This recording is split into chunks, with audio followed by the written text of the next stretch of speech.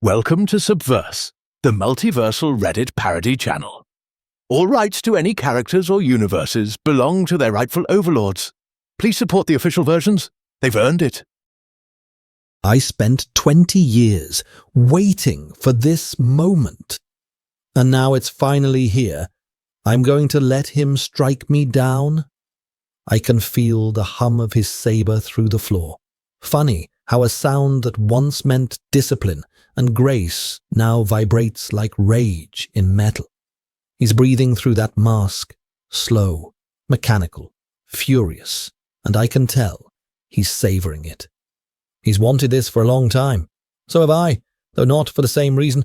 You know that feeling when you've rehearsed something in your head for years, and the real thing feels almost gentle? That's me. I thought I'd be afraid. Instead, I'm calm, too calm. The boy is watching, my boy, and the timing is perfect. He doesn't yet realize I've already made my choice. I'm going to let him kill me. Not out of despair, out of trust. That's my confession. I'm not here to win. I'm here to end this chapter the right way. Watching him move is like seeing an echo wear armor. Each swing is a memory, a sparring match, a lesson, a laugh. Anakin Skywalker used to call me Master, with half respect, half defiance. Now the machine calls me Obi-Wan, dripping venom through a filter. Still dramatic. Some things never change. People talk about betrayal as a single moment. It isn't. It's years of small fractures, pride, silence, fear, until one day the whole thing collapses. The Jedi taught patience, not forgiveness. I've had to learn that part alone. The worst thing about exile wasn't the sand or the solitude. It was the quiet. No counsel, no Padawan, no purpose, just the wind and my memories. I told myself I'd done the right thing leaving him on Mustafar, that mercy sometimes burns. But I lied. For 20 years I rehearsed explanations I'll never give. Then Luke appeared, so like him, minus the arrogance. Thank the Force. Watching that boy reminded me what belief felt like.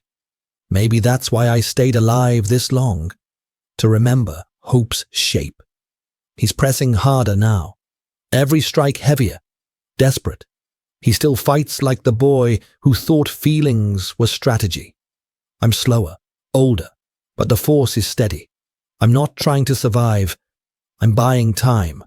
Luke's watching, heart first, plan second, layers somewhere shouting sense into him. Padme would have hated all this. She'd have found the good still buried in that armor. She was usually right. I used to think he fell, despite the Jedi. Now I know he fell because of us. We taught denial instead of understanding. We punished emotion, called it discipline. He broke, trying to be what we demanded. That's on me. He raises his saber. I lower mine. Silence. For the first time in decades, true silence. No hum, no breath, just peace. Then light. And everything. Fear, regret, exile, dissolves. I'm not dying. I'm shifting.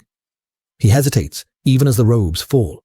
Beneath the rage, I sense confusion, maybe even grief. If I could speak, I'd tell him I forgive him. But words are small things now. The last thing I feel is Luke's shock. He thinks I'm gone. I'm not. I've simply stepped aside. Now it's quiet again, but full this time. The Force isn't distant. It's everything. I can see it the way a musician sees sound. Qui-Gon was right. It was never about control, only connection. Luke will finish what we began. He has his father's fire, his mother's heart. He'll make new mistakes, better ones. That's all any teacher can hope for. I should feel sorrow, but I don't. Just gratitude for the failures that taught me, for the boy who'll outgrow them, for the moment I finally understood that letting go isn't losing. It's making room for someone else to rise. Every ending is just a beginning you didn't recognize. Maybe it all started on Naboo. Maybe that's enough for now. Am I the asshole for arguing with my master about adopting a 9-year-old pod racer in the middle of an intergalactic trade dispute? All right, another confession from the archives. Before I was the old hermit you've heard about, I was a Padawan. Haircut, attitude, and all, serving under a man named Qui-Gon Jinn. The council called him wise, the rest of us called him a walking exception clause. We were sent to Naboo for what was supposed to be a diplomatic mission. Negotiate peace, they said. Instead, we spent the first day crawling through ventilation shafts while battle droids tried to kill us. That set the tone. We escaped, rescued a queen, and crash-landed on a desert called Tatooine, otherwise known as the galaxy's litter box. And that's where everything started to unravel, or begin, depending on how you look at it. Because there, in a junk shop run by a slug's accountant, my master found him. The boy was 9, sandy-haired, impossibly confident, and entirely too pleased with himself. He looked up at us, asked if we were angels, and I knew immediately that my day was ruined. He was a slave, but he didn't act like one. He talked about pod racing, about building droids from scrap, about flying ships he was too small to see over the dashboard of. Qui-Gon looked at him and saw destiny. I looked at him and saw liability. We needed hyperdrive parts. Qui-Gon decided the Force had provided us a small child instead. He entered the kid in a race for the parts we needed, because nothing says peace mission like child endangerment and light gambling. I pointed out that it broke about 4 Jedi regulations and several basic moral ones. He gave me the look that meant, I hear you, my Padawan, but we're doing it anyway.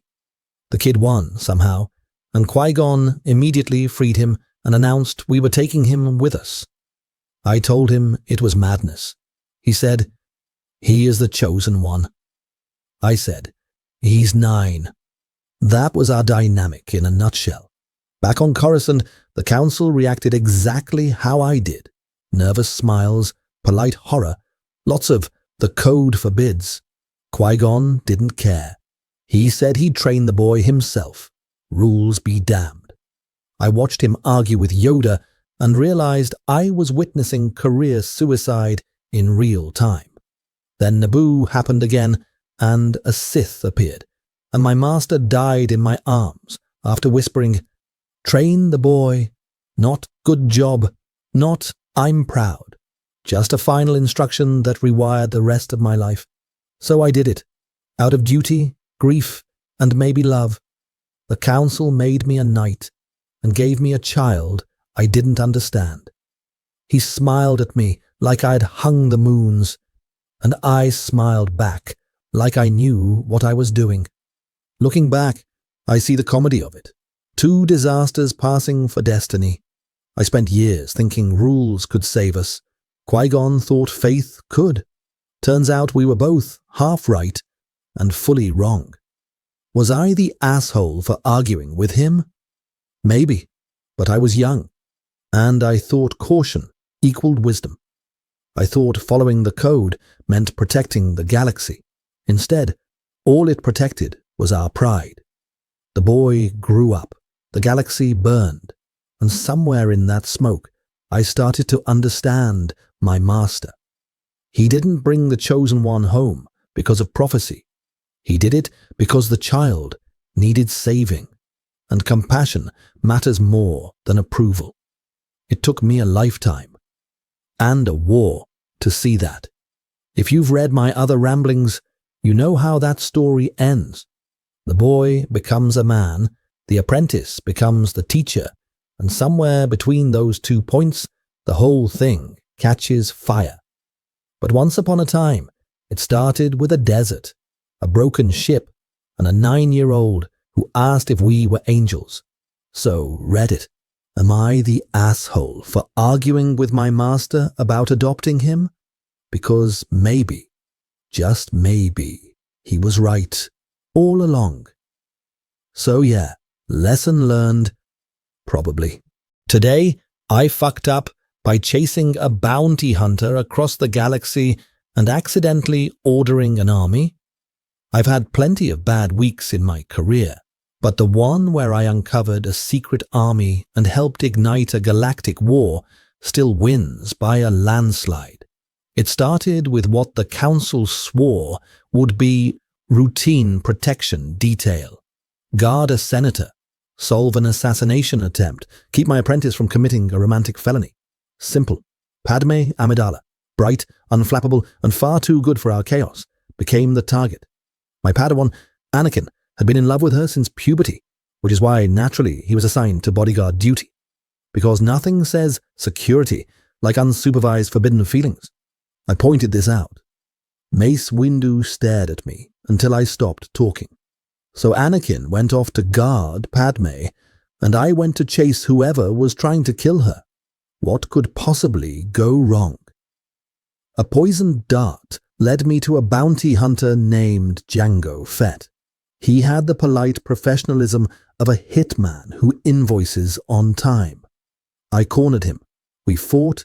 He escaped via jetpack, because of course he did, and my tracker led me to a planet called Camino. Camino is what happens when a weather app decides to build civilization. Endless rain, sterile corridors, furniture that looks like apology letters. The locals greeted me like I was late for a meeting. Ah yes, Master Jedi, the army is nearly ready. Excuse me, the what? Turns out a Jedi, one who'd been dead for years, had apparently commissioned an entire clone army for the Republic, all copied from Jango Fett himself. Thousands of identical soldiers bred for obedience. I did what any responsible employee does when discovering industrial-scale identity theft. Nodded politely and promised to follow up in writing. Then Jango packed his bags, his mini-clone called him Dad, and they rocketed off-world.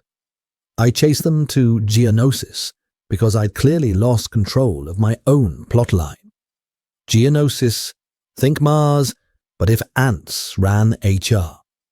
I snuck in, discovered the separatist leadership holding a trade war pep rally, recorded everything, and promptly got captured. I blame the lack of handrails. Count Dooku, former Jedi, current drama enthusiast, offered me a sales pitch about the Republic being secretly controlled by a Sith Lord. I laughed in his face. He wasn't wrong, which is embarrassing in hindsight. Anakin and Padme arrived to rescue me, which mostly resulted in all three of us chained to pillars in an arena full of carnivorous set pieces. We were seconds from becoming lunch when the cavalry arrived, except the cavalry was my clone army.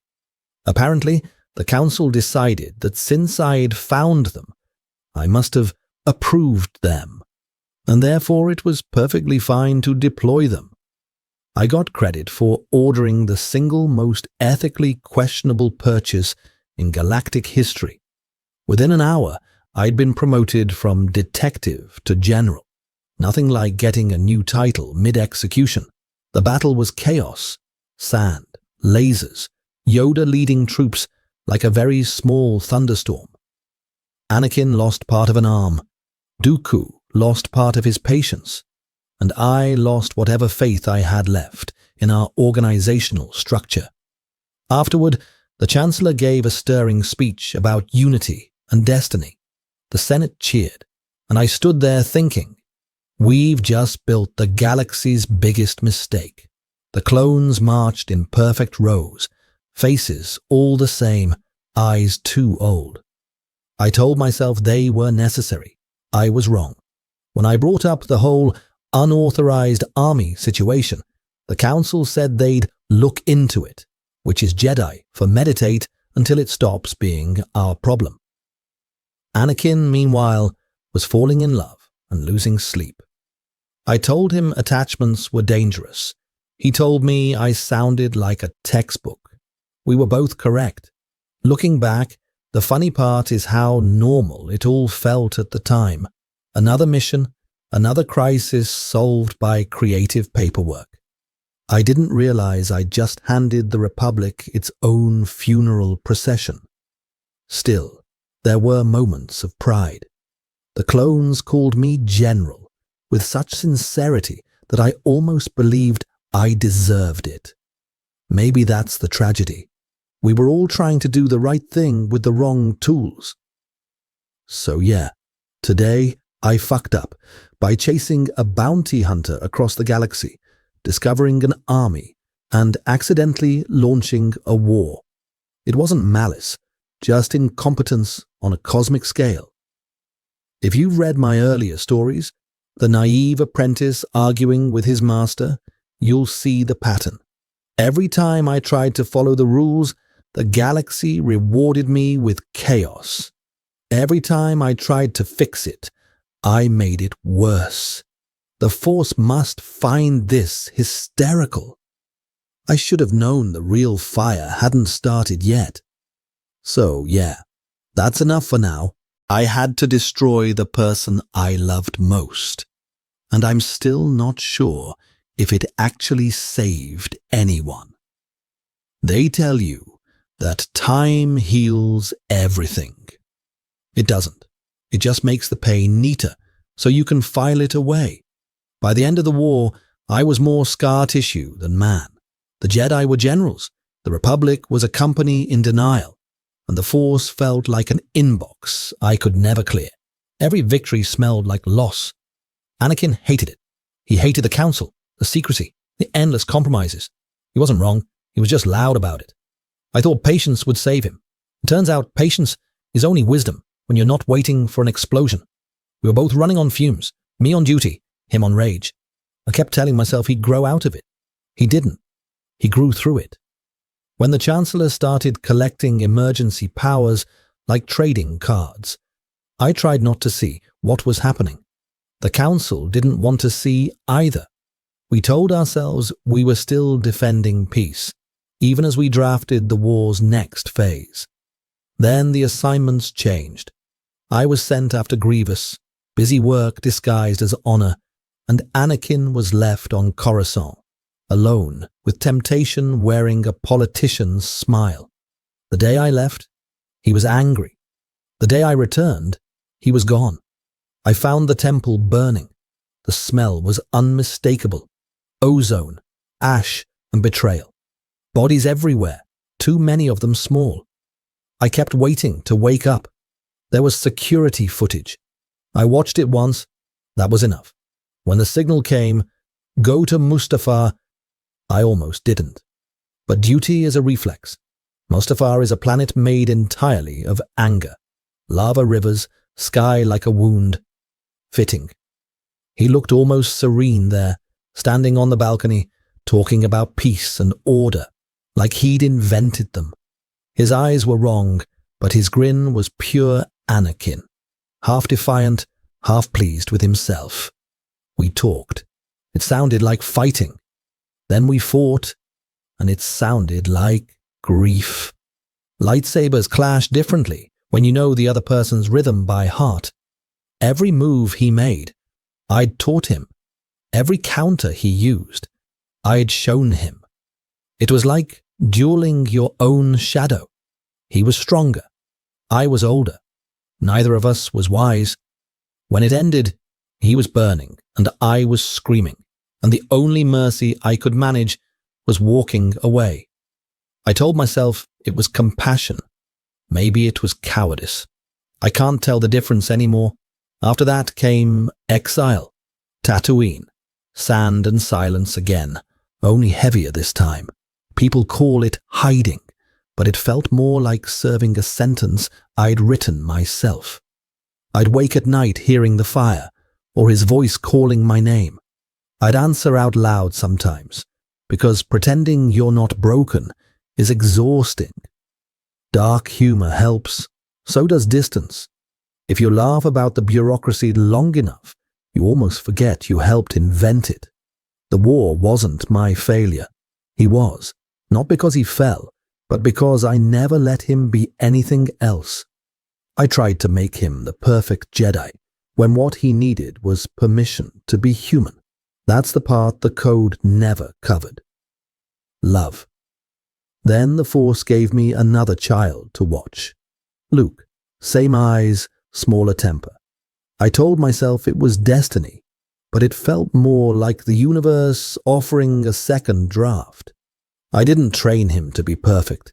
I just tried to make sure he'd survive his mistakes. He reminded me that hope isn't a theory, it's a habit. If you've read my earlier entries, the naive apprentice, the bureaucrat detective, you know the pattern. Every mission was a rehearsal for the day everything burned. I used to think the Force was punishing me. Now I think it was preparing me to understand. Because the truth is, I still love him, even now, even knowing what he became. I think that's what makes it bearable. The love never stopped. It just changed shape. So that's what's left on my chest. The war, the loss, the fire. I killed the person I loved most, and I don't know if it saved anyone. But I'm still here, and somehow the galaxy keeps spinning. If redemption exists, maybe it's in the small things. Teaching, waiting, believing the next generation will do better. Luke will. I can feel it. And maybe that's enough for one lifetime. Maybe that's enough for now. I think I finally understand what all of this was for. You learn to live with silence after a while. Out here, on the edge of the dune sea, silence isn't absence. It's a neighbor. The wind complains, the sand hums, the suns burn a hole through every thought until only memory remains. I used to think that was punishment. Now it feels like practice. I did my job. I watched the boy from a distance, never too close, never too far. Luke grew up wild and curious, exactly as he should.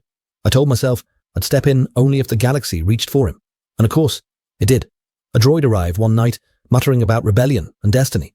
And suddenly, I was back in a story I'd already finished. The message played. Help me, Obi-Wan Kenobi. You're my only hope. Her voice was older now, but still full of steel. Leia. Padme's fire with none of the hesitation. Hearing my name again, after so many years, felt like being woken from a long, dry dream. I went because I always do, because apparently that's my curse, or my calling. Luke insisted on coming. He asked about his father, and I gave him a truth small enough for a beginner to hold. We boarded a freighter flown by a man who trusted nothing but money, accompanied by a Wookiee who communicated entirely in volume. I hadn't laughed that much in years. Then came the Death Star, an impossible machine, the kind of arrogance only bureaucracy can build. Walking through those grey corridors was like touring the skeleton of every mistake I'd ever made. And there she was, Leia, defiant in a prison cell, sarcasm sharp enough to cut through fear. Seeing her was like watching Padme and Anakin arguing inside the same person, perfectly balanced and utterly doomed to greatness. I didn't tell her who I was. She didn't need that burden yet. We fought, we ran, and the galaxy kept turning its circle of chaos. And then, the moment. And now we are back here. A corridor, a boy behind me, a saber before me, the hum of red light, the heavy breath of a man who was once my brother. He moves with the same rhythm, anger disguised as precision. Every step says he's finally ready to win. And me. I'm done keeping score. This isn't a duel. It's a handover. I can feel the Force humming through the air, gathering around Luke like it's finally decided to show up for someone new. The pattern is clear now. Naboo's boy, Kamino's army, Mustafa's fire. All of it was the long road to this bridge of light. He thinks killing me will end it. He's wrong. I raise my saber in salute, not defense. I see Luke's eyes, confused, terrified, but bright. And in that instant, I know. Every failure led here. Every mistake was simply the Force teaching me how to stop clutching at control. The blade comes down. For a breath, there's no pain, no heat, only release. The noise fades. The weight lifts. I'm still here, but wider? Somehow. Spread through the air, the metal, the light. The Force feels like home after a lifetime abroad. Vader hesitates, just for a moment. I can feel it. Somewhere inside all that armor, the boy flinches. Then the door closes and Luke runs, just as he must. I want to tell him not to mourn, that I'm still with him, just in spirit. But he'll learn. They all do. Everything fits now. The argument with my master, the desert child, the rain, the fire. The galaxy wasn't asking me to win. It was asking me to hold the line until someone better could step forward. Luke will. Leia will. Together they'll do what I couldn't. Turn love into strength instead of weakness. I used to think balance meant silence. Now I think it means motion. The Force shifting through new hands, new hearts. I feel it moving already. There's no fear left, only gratitude for the noise, the laughter, the losses that taught me to listen. The light grows, and I finally understand that none of it was wasted. Everything that ever mattered is still here.